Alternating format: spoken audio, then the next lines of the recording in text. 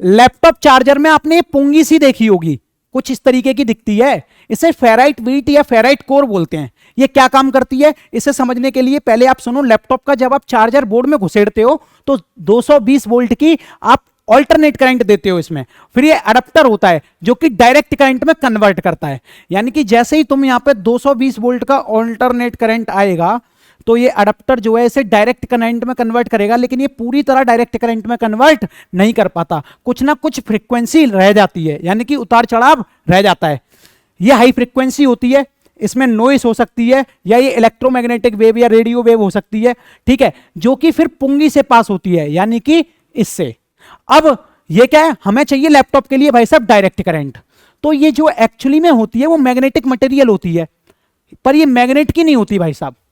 अब जैसे ही इसके अंदर हाई फ्रीक्वेंसी जाएगी तो अंदर होगा इंडक्शन, और उस इंडक्शन की वजह से मैग्नेटिक फील्ड बनेगा अंदर, और वही magnetic field eddy current produce करेगा। फिर इसमें हो जाएगा शॉर्ट सर्किट, और उसी शॉर्ट सर्किट की वजह से बहुत ज्यादा हीट जनरेट होगी, और हीट जनरेट होगी तो ये जो नॉइस वाला सिग्नल आ रहा है वो कैंसिल हो जाएगा, यानी कि अब जो करंट जाएगा वो बिल्कुल स्ट्रेट जाएगा, जिसे बोलते हैं डायरेक्ट करंट।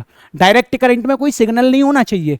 तो ये करंट अपने लैपटॉप के चार्जर के लिए बहुत सेफ है, और लैपटॉप में यही करंट घुसता है जिसकी वजह से वो सेफ्टी से चार्ज हो पाता है। इसका भी काम है, और मैं चाहता हूं आप प्रैक्टिकल एनालिसिस से फिजिक्स भी सीखो, इसीलिए नोटिस भी पढ़ लेना ऊपर।